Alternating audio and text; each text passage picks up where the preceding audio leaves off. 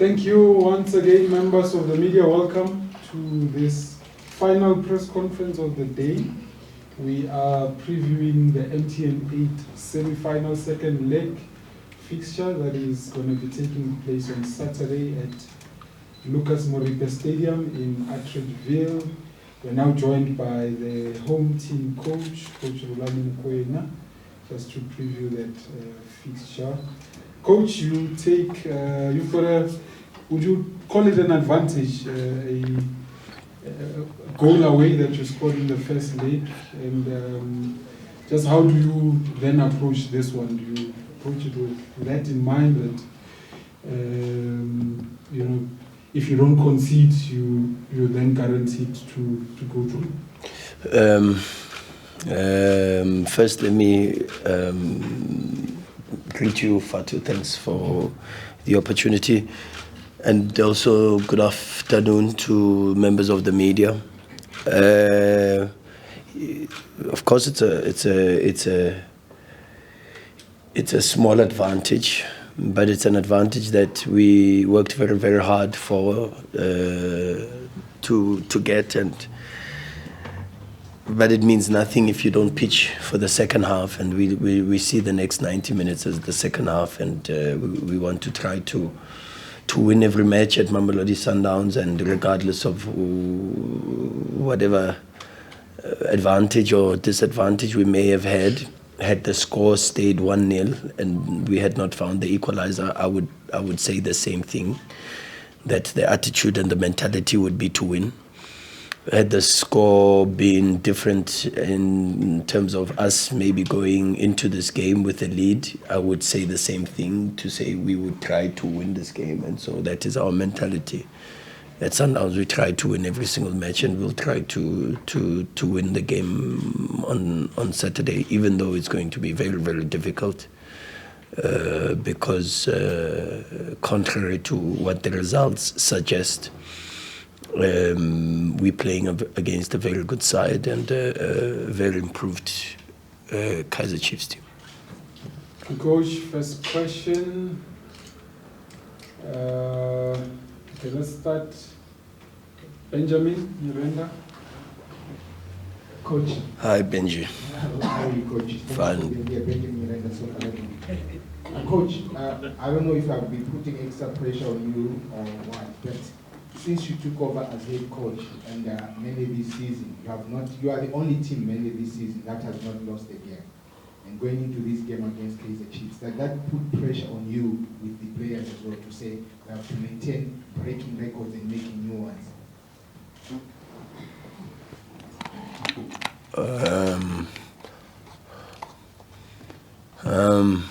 No. Pressure is on. I think pressure is on society as to how are we going to deal with this revolution of artificial intelligence, because that's going to come with a lot of job losses, and it's going to revolutionize the way human species live and operate. I think that's the biggest pressure we have. It's even bigger than global warming if there was another pressure. So we have to focus on football. We are privileged that we are involved in a game and a sport that we all love, and that God has blessed us with the opportunity to use to make millions of people happy.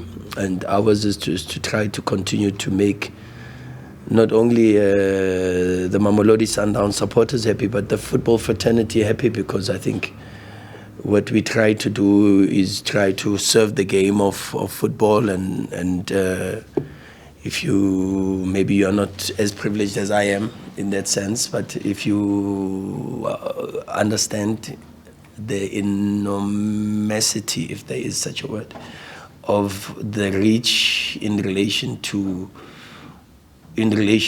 the appreciation of the game that we play and the things that we try to do on the football pitch, the emails, the messages I'm receiving from top coaches from Europe about how they admire and even in a way copy some of the things that we are doing. For me, that already signifies the magnitude of the blessing that we have, and for sure, as they say, blessings and burdens are cousins. So the blessing of that comes with, of course, the burden of having to maintain that, having to keep our feet firmly on the ground and stay focused and continue to improve and to be better.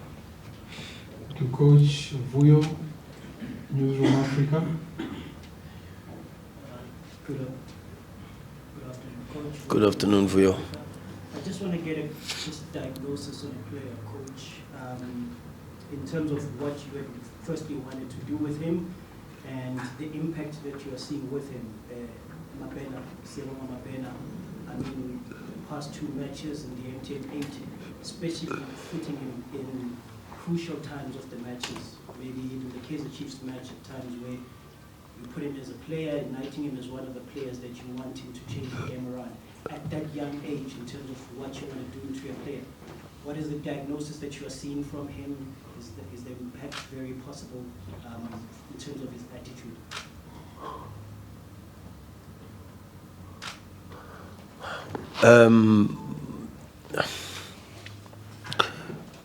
He's immensely talented, and again, that is just is genetic. You are born with that, and I personally understand, because the people that were born before me in my family line took all the talent and left me with very little for the pitch. And so when I see someone who is immensely talented, there is a deep sense of appreciation, and Siyabonga Mabena happens to be one of those. He is extremely privileged that he gets to play at a very young age, and at an age that is so critical for the development of youngsters, that he gets to play and be around in a change room that is, number one, full of a lot of champions and people with a very good mentality and professional, and not only look after the talent, but they teach him how to look after their careers, and that is something that's going to be very important for his future. So we speak about those first 2 things. The third thing, I think he also has a very incredible privilege of being around extremely talented players that play in and around his position, and so he gets the chance to train with players like Themba Zwane, for an example, Sipho Mbule, Marcelo Allende, Neo Maema, and so for sure he gets to learn. We all have what we call mirror neurons. Mirror neurons are, if you spend a lot of time with me, you start picking up my gestures, my behaviors, even subconsciously. You start doing things that I do, and that is going to happen with Mabena for sure. And hopefully, he starts to pick up the good habits from some of the top players that he's surrounded by. You know, he's surrounded by a Peter Shalulile. I mean, he's surrounded by Lucas Ribeiro. And so that's another positive for him. I always plead for a lot of patience with youngsters in South African football. I've seen a lot of youngsters being hyped and praised and amount to not the same level of the potential that they have. And only because maybe there's a saying that I read once a couple of years ago about the curse of the rising star, is that when the shooting star, they say when you see a shooting star, you say a prayer or a blessing, and you ask for something before it disappears. And sometimes that's what happens, is we see the shining star and we marvel at it so much, and then all of a sudden it disappears. And that's the danger. We are a country that has immensely talented individuals, but at times we destroy them by over publicizing them and even exerting even more pressure. because already there's pressure from a societal perspective where, whether we like it or not, there's black tax, and there's the pressure to feed more than just one family and one household. There's the expectation that already when he plays for Mamelodi Sundowns, he earns a certain salary. Then now there's now expectations for him to live in a better house and to buy a better car and to wear better shoes and more expensive clothes, and then of course there's also the friends, and then now comes the pressure that is exerted by what many of the previous generation didn't have, and the pressure that comes from social media, and social media in trying to express a certain lifestyle that may not necessarily be within the means of where the level is in relation to the contract and where the player is. So mine is always to say to you, and it's quite different, you know, the challenges of Pedri, for an example, at Barcelona are completely different to the challenges of Mabena. They may be the same age, but the challenges are very, very different. And that is why it's so difficult for wonder kids, just generally, wonder kids in South African football to rise up and shine and blossom. In fact, you've got to really be like that flower that grows through concrete. You've really got to push through and show a lot of sacrifice and discipline to get to that level. And hopefully we can assist Mabena in that space, because it's not only about just the qualities that you possess as a football player and the potential that you potentially have in relation to what you can fulfill, but more than just that, it is the human qualities and the development of the qualities around, so that it's easier for you to manage your career and not just necessarily manage the talent. All right, let's move on to my left-hand side. I've noted you. Kamo, I think there was another hand of Afternoon, Coach. Afternoon, Kamo. I can see you now. Coach, in a season, each team plays the same team twice, first leg and second leg. But now, Mamelodi Sundowns gets to play Kaizer Chiefs 4 times. But in these 3 weeks now, in these 3-4 weeks, you're playing Kaizer Chiefs for the 3rd time. So now, the trickiness of playing the same team in this short space of time, how is it, Coach? Yeah, so it's a football fixture that we have to deal with. It's nothing new. So many have dealt with it and done very well, and so we've just got to try our level best to deal with the situation. We faced a similar situation last season with Pirates, if you remember. Within a short space of time, and also within one season, we played, I think, 4 games against each other. And so, yeah, we relish the opportunity, and we relish the test that it will bring to us, and we'll do our best to win the game on Saturday. Okay, Kinsani. Thanks for two. Sure, Kens. Before the game yesterday, you said to your team you want them to be ruthless, you want them to leave things to no chance. In Rhulani Mokwena's post-match interview with SABC Sport, he said we need more games like this.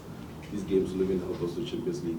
And there's one press conference where you spoke about the intangibles. In what the said last night, do you think what you need right now is the intangibles to tick the boxes that maybe you might have not ticked last season? 100%. We are in a space where we have to get better. We have to improve. But the thing about that is we are trying to improve things that may not necessarily be attributes that some of our football players as human beings are born with, number one, and number two, maybe society, based on the environments that they've grown up in, have not influenced them to have. And so you're trying, but are very necessary to be successful athletes. And if you go, I always say, success has the same clues, and you can go into any sport, any sport, maybe even any space where you speak of people who succeed within that area. You can go to music, Beyonce. I mean, you listen to Jay-Z saying, there are weeks where I don't see my wife. I don't even know where she sleeps. And she's in the studio. I don't know what she eats. I don't know where she sleeps. And there's a dedication to the craft.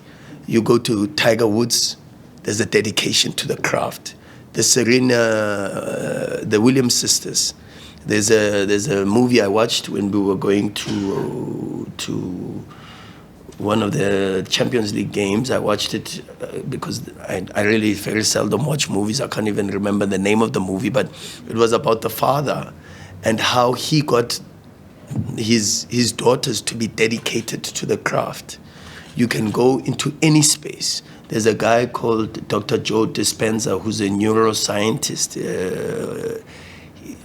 This is someone that I'm really following a lot now, and he speaks about how important the mind is and how you can generate the mind to assist you in terms of bringing certain things into reality. And that's a consistent feature in some of the most successful people in the world. You talk about Dr. Patrice Motsepe as an example. You talk about many, Warren Buffett. These are people that had a certain mentality and maybe even a borderline obsession in relation to that. And these are the things that I'm trying to inculcate into the players, and those are things that you can't put time frames on, or you also cannot measure. But they are necessary for us to get to the next level, and the demands, the expectations put us in that position where we have to. We don't have any other choice. Kobe Bryant and the Mamba mentality, I was another one that is obsession. And the number one rule of the Mamba, I only found this out only recently, and I was sharing it with the players. In the movie, where he got this Mamba mentality thing was from the movie Kill Bill, I think. And this guy is, I just saw the clip, this guy is opening a suitcase and he's counting the money. And then all of a sudden, this black mamba comes out and relentlessly goes, attacks this guy in the face maybe 3, 4, 5 times. And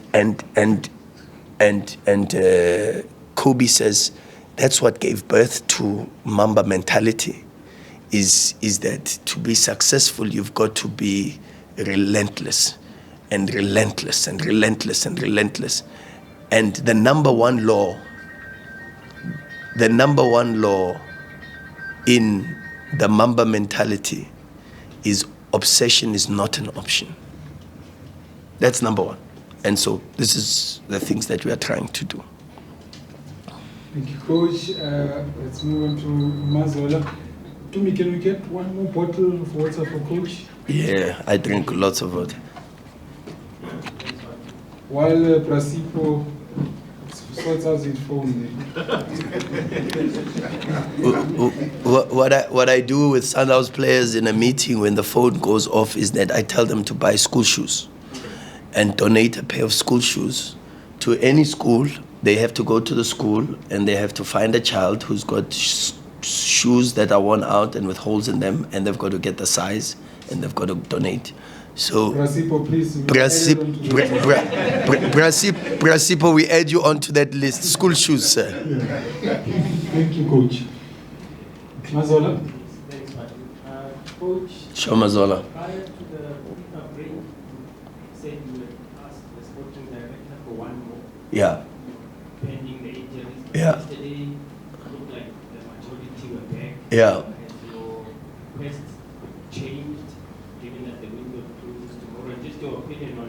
a window, I think the second successive season, a window drags all the way to closer to the end of September. Is that disruptive for coaches who prefer to have more time to end?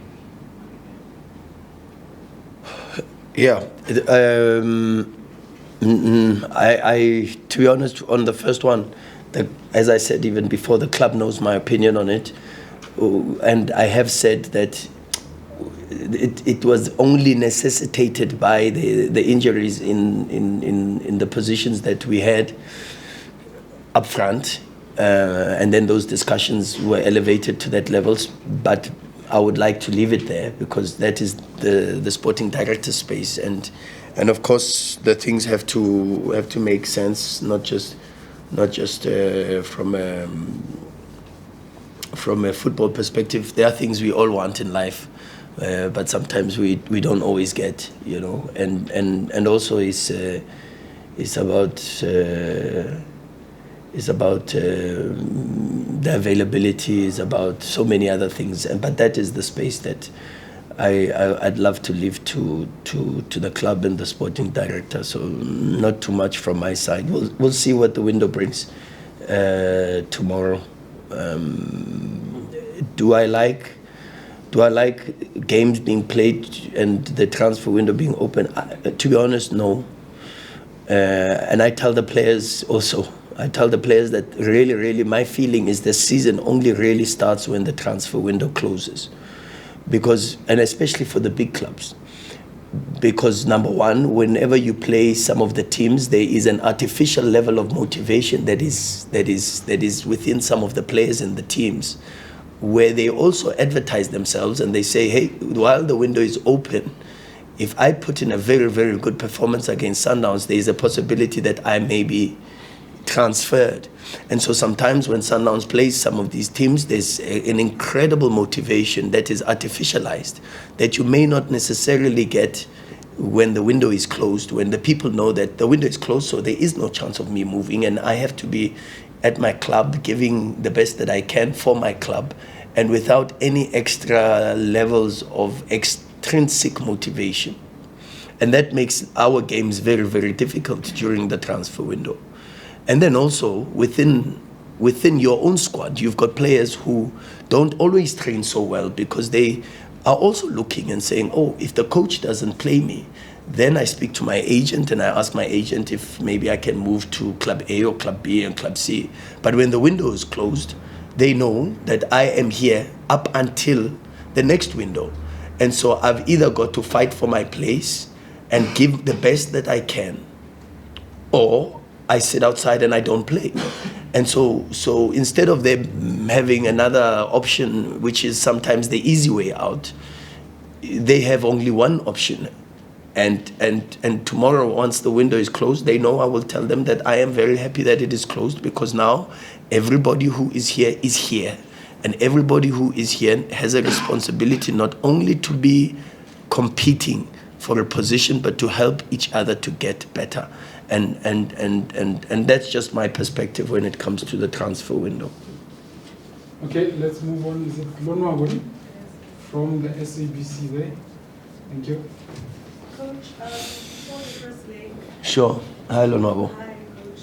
For the first leg, it was not to be a technical battle between you and Coach Rhulani, and we saw him employ a more defensive approach, and the jury's out as to if that worked or not, since you enjoyed that advantage. How much of that first leg and its events have you employed going to Saturday? Interesting question. I watched just by mere football, being a football lover. I watched the Royal AM game. I watched also last night. I watched their game against SuperSport. Again, just by chance, because I didn't have enough sleep. So I watched our game, and then I happened to watch their game that was played also on TV. And I saw a completely different side to the team that played against us at FNB.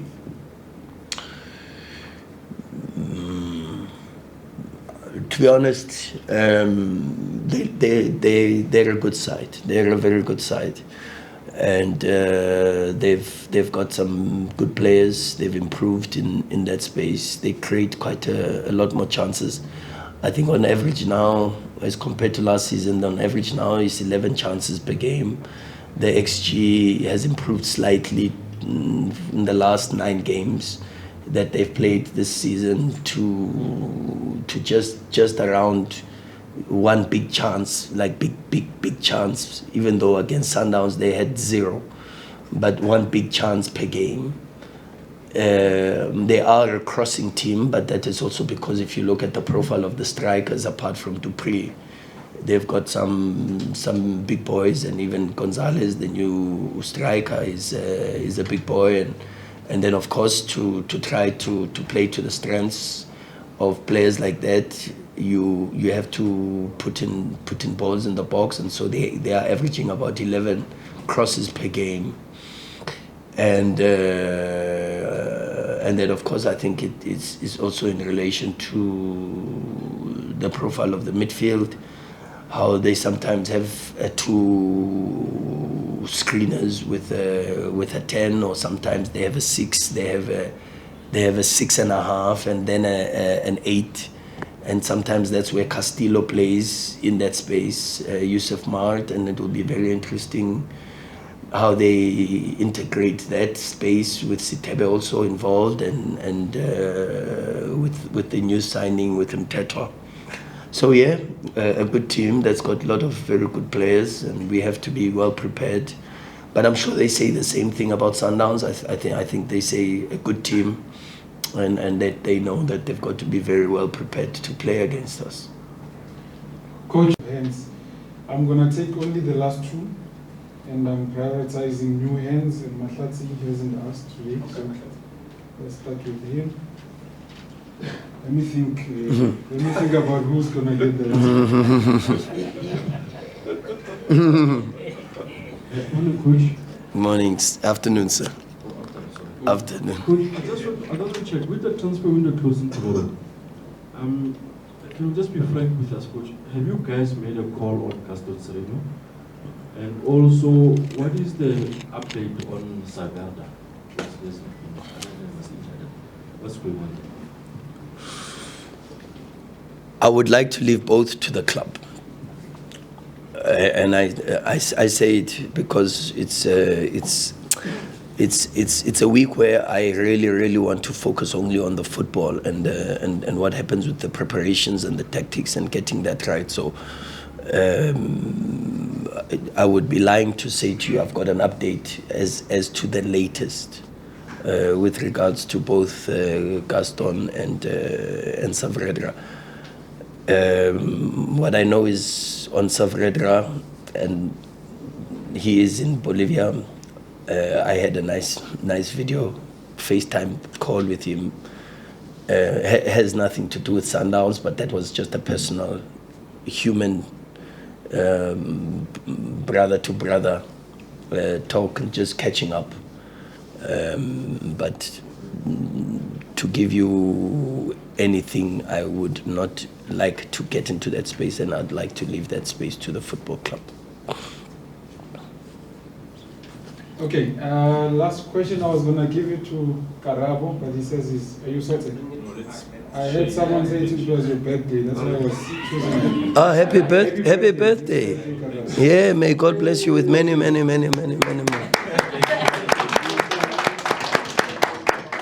Okay, No, my prayer is that you may touch God's hand also. Thank you, Coach. Beautiful. No, but sincerely, happy birthday, and may God bless you with many more. Thank you so much, Coach. Mr. Myandu, can you go ahead? Yes, Coach. How did I know that Davi will have the last question? I promise you, I said to myself, I actually know who the last question will go to. Age before beauty. I didn't say that. Yeah, Coach. Sure, Davi. You are a youth coach. you'll always remain a youth coach. And I think that from your time at Silver Stars, then Platinum Stars, there's someone that you came across and coaching against him. I don't know if GTL was there at that time. And I watched recently, I think before the DDC of Sundowns played, there were 5 products of School of Excellence lining up. May his soul rest in peace, Rhulani Mokwena. We couldn't attend his burial service because of today. Just looking back, in a country that doesn't really appreciate youth coaches, how would you like to remember this child? Yeah, so it's a somber way to end a press conference, and maybe I must actually apologize because part of my discussions with Shupi was that we would start by sincerely offering, on behalf of the football club, on behalf of the players and the technical team and the Mamelodi Sundowns family, including the supporters, to offer our sincere condolences to the bereaved, the Mokwena family, and the loved ones. I was privileged enough that while I was still playing, I don't have very vivid memories of him as a football player, but I was lucky enough that I saw a picture with my uncle sharing a conversation with him on a football pitch. I then got exposed to the level of football player that he was. I can say to you I was not surprised, because I have also been privileged enough not only to just coach against him. As you mentioned, while I was at Platinum Stars and maybe even in the Sundowns Academy, we had so many encounters against School of Excellence that were of great interest. And to tell you the truth, I learned a lot from him, because I would have a lot of engagements with him and even the late Coach Mandla Mazibuko. I can just imagine how welcoming the gates of heaven must be with Coach Mandla Mazibuko embracing Coach James. And I also happened to coach players that were under his tutelage. I mean, I can remember, for an example, I had a player called Stephen Toney at Platinum Stars. I had a player called Coldrin Kutsie. Bure was an unbelievable footballer. It was incredible. And even in the Sundowns Academy, I've been privileged enough to get players from the School of Excellence that have come into my exposure. And one of the things that I can 100% tell you is that through what I have seen with the players that he has coached, and through what I have seen with the teams that I would be coaching against, it is a very, very sad loss for South African football. And as you rightfully said, in a country where I think not enough is done to and this is why I think Themba Zwane is not appreciated enough. What players like Themba Zwane do is very difficult. To bypass the stage of proper youth development, like being involved in the School of Excellence, for an example. We've seen Patrick Maswangai the other day, yesterday, and we've seen his performances. But not so long ago, a couple of months ago, Patrick Maswangai was playing in Tembisa at the Winnie Grounds in amateur football. And I once spoke about this to say South Africa doesn't give enough attention to that space of its football recruitment and scouting, because I come from that space where I'm exposed to that level, and I understand how difficult it is for so many players. I've seen Ketogwake Masuku, I've seen Tumelo Mohale Maleven, I've seen Lukele Mdluli, the left back, that his level for me is way higher than some of the left backs I've seen in the PSL. I've seen Sipho Mieti get a chance at Baroka, but not really fulfill the potential. I've seen a guy like Tato Teledi. I've seen players like Blackberry. I've seen players like, I can go on and on how difficult it is to come from Vardos and make it into the elite space in the Premiership. And so the people that have helped to try to shortcut that circuit and give possibilities of creating a pathway for talented youngsters, like Coach Mabena, are people that we need in this country. And it's just a great pity that we have lost an incredible football servant and also somebody that I personally had a lot of respect for. And may his soul rest in peace. And once again, sincere and heartfelt condolences on behalf of the football club to all the bereaved and his loved ones.